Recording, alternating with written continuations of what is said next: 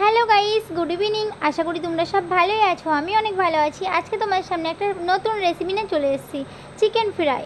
তো আমি তো প্রথমবার চিকেন ফ্রাই করছি, তাই তোমার সাথে শেয়ার করছি। দেখো, আমি এখানে নিয়েছিলাম আদা, রসুন, আর নিয়েছিলাম গোটা জিরে আর শুকনো লঙ্কা। তো আমি এবার ভালো করে পেস্ট করে নেব।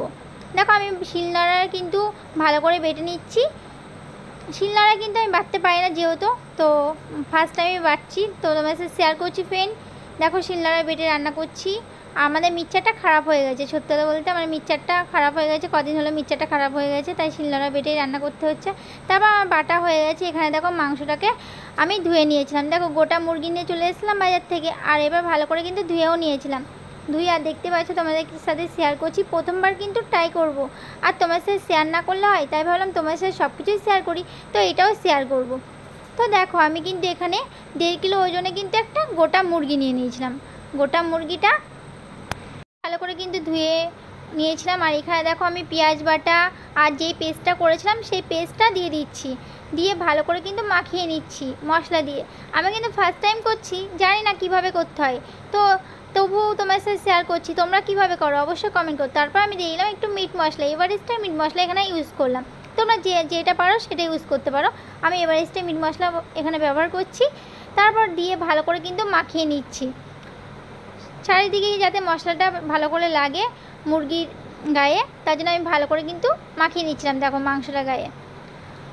আর এখানে দেখো, তেল দিয়ে দিচ্ছিলাম, সাদা তেল ইউজ করছিলাম, যেহেতু সর্ষের তেল ছিল না ঘরে, সাদা তেল ইউজ করছিলাম। এখানে সর্ষের তেল দিলে নাকি ভালো হতো, আর এখানে আমি সাদা তেল ইউজ করে দিচ্ছিলাম। সব মশলা একে একে এবার দিয়ে দেবো।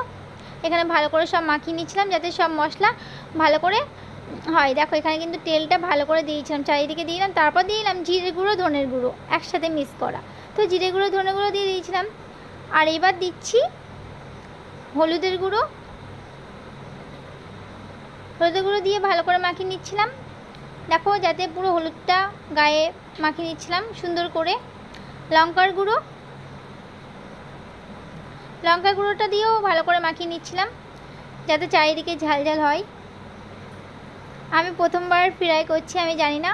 আর সত্যি বলতে আজকে ভয়, জানি না আমি কি বলবো তোমার সাথে। তারপরে আমি কিন্তু ওখানে ভালো করে নিলাম। আর এখানে দেখো, আমি একটু মশলাটাকে মাখিয়ে নিচ্ছিলাম, যেহেতু আমি জানতাম না।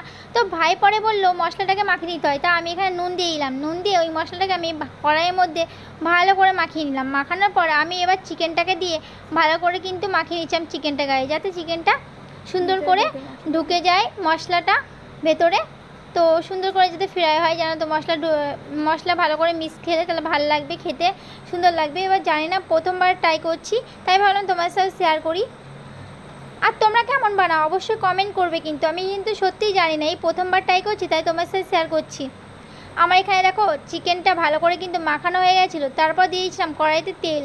এখানে কিন্তু তেল দিয়ে দিয়েছিলাম, আমি 600 গ্রাম তেল দিয়ে দিয়েছিলাম, যেহেতু উপর থেকে ক্যামেরাটা ধরেছিলাম তাই মনে হচ্ছে অল্প তেল।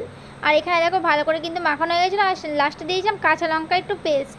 তারপর দেখো, গোটা চিকেনটাকে কিন্তু ছেড়ে দিলাম তেলের মধ্যে। দেখতে পাচ্ছ, তেলটা পুরো গরম করে নিয়েছিলাম আর পুরো ছেড়ে দিলাম। আর উপর দিয়ে তেল দিচ্ছিলাম তুলে তুলে, যাতে ভালো করে ফ্রাই হয়। তো উপর দিয়ে ভালো করে তেল দিচ্ছিলাম। আর দেখো, চিকেনটা দেখেই মনে হচ্ছিলো খাই। সত্যি কথা বলতে কি বলবো, তোমার সাথে শেয়ার করছি। তো এখানে চিকেনটা ভালো করে দেখো, গরম তেল তুলে তুলে দিচ্ছিলাম সুন্দর করে। আর এখানে যেহেতু চিকেনটা একদম কি বলবো সফট হবে, এতটাই সফট হয়েছিল কি বলবো, এতটাই খেতে ভালো হয়েছিল, তোমার সাথে শেয়ার করছি। তোমরা কিন্তু অবশ্যই ট্রাই করবে। আমি কিন্তু এইভাবেই করলাম, খেয়েছি, দোকান থেকেই খেয়েছি। তারপর আমার এখানে দেখো, চিকেন ফ্রাই হয়ে গেছিলো। উপরে আমি একটু লেবু ভালো করে মাখিয়ে নিয়েছিলাম। তারপর আমি একটু এবার খেয়ে নিব। চলো, ভিডিওটা তোমাদের কেমন লাগলো, ভালো লাগলে লাইক করো, কমেন্ট করো ফ্রেন্ড। আর তোমরা কে কেমন করে বানাও অবশ্যই আমাকে কমেন্টে জানিও। তো bye bye friend, love you, bye by.